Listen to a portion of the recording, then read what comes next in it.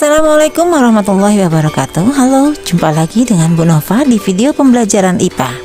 Pada video ini, Ibu akan menjelaskan tentang sistem organisasi kehidupan mulai dari tingkat sel sampai organisme dan komposisi utama penyusun sel. Kehidupan memiliki tingkatannya sendiri dari yang terkecil hingga terbesar. Atom adalah bagian terkecil di alam ini yang akan menyusun molekul. Kemudian makromolekul akan menyusun organel-organel yang terdapat di dalam sel. Sel merupakan bagian terkecil penyusun makhluk hidup. Sekumpulan sel yang memiliki bentuk dan fungsi yang sama akan membentuk sebuah jaringan. Selanjutnya, sekumpulan jaringan yang berbeda dan menjalankan fungsi tertentu yang lebih besar akan membentuk sebuah organ. Kemudian, sekumpulan organ berbeda yang bekerja sama untuk menjalankan fungsi tubuh tertentu akan membentuk sistem organ. Sekumpulan sistem organ yang membentuk kesatuan inilah yang akan membentuk sebuah organisme atau individu. Pada sistem organisasi kehidupan ini, kita akan memulainya dari sel. Sel adalah unit terkecil penyusun tubuh makhluk hidup. Makhluk hidup yang terdiri atas satu sel disebut makhluk hidup bersel tunggal atau uniseluler. Makhluk hidup yang terdiri dari banyak sel disebut makhluk hidup multiseluler.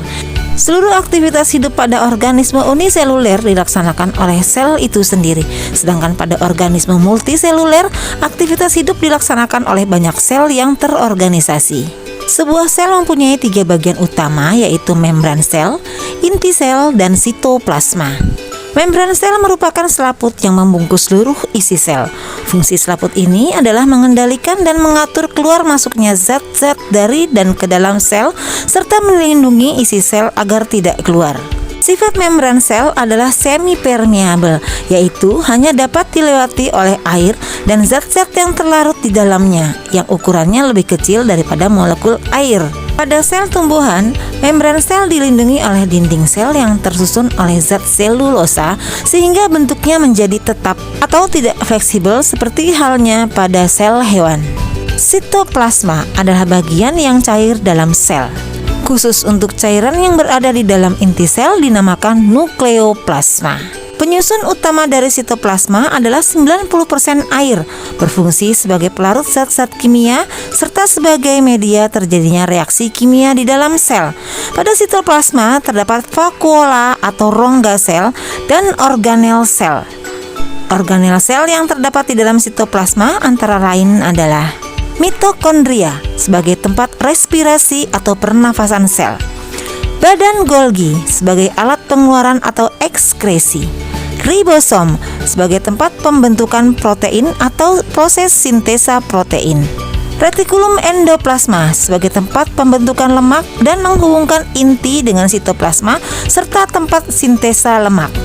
Sentrosom berperan dalam pembelahan sel pada sel hewan. Plastida merupakan pembawa zat warna. Plastida hanya terdapat pada sel tumbuhan yang dibedakan sebagai berikut. Leukoplas atau plastida yang berwarna putih. Kromoplas, plastida yang mengandung zat warna kuning, oranye, dan merah. Kloroplas, plastida yang mengandung zat warna hijau daun atau klorofil. Organel vakuola berfungsi sebagai tempat menyimpan bahan makanan. Pada sel tumbuhan, ukuran vakuola sangat besar. Sedangkan pada sel hewan, terdapat beberapa vakuola dengan ukurannya yang kecil. Inti sel atau nukleus. Inti sel merupakan bagian terpenting yang mengatur seluruh kegiatan sel. Inti sel berfungsi sebagai pengatur seluruh aktivitas sel, termasuk pembelahan sel, perkembangan sel, dan metabolisme sel. Di dalam inti sel terdapat kromosom. Pada kromosom terdapat gen yang berfungsi sebagai pembawa sifat keturunan. Berdasarkan selaput inti, sel dibedakan menjadi sel eukariotik dan sel prokariotik. Pada sel eukariotik, inti sel dibungkus oleh membran inti atau selaput inti sel. Organisme yang selnya eukariotik dimiliki oleh kingdom Protista, fungi, plantae, dan animalia. Sel prokariotik, inti sel tidak dibungkus oleh selaput inti, sehingga materi inti ada di dalam sitoplasma. Seluruh organisme dalam kingdom Monera, selnya berbentuk prokariotik. Contoh organismenya adalah beberapa bakteri dan ganggang biru. Berdasarkan uraian ibu ini, ternyata kita dapat menyimpulkan bahwa ada perbedaan antara sel hewan dengan sel tumbuhan. Berikut adalah tabel perbedaannya. Pengamatan dengan menggunakan mikroskop tentang sel dan jaringan tentunya akan menambah pengertian kalian tentang materi ini. Sampai jumpa di video selanjutnya. Selalu sehat dan semangat belajar.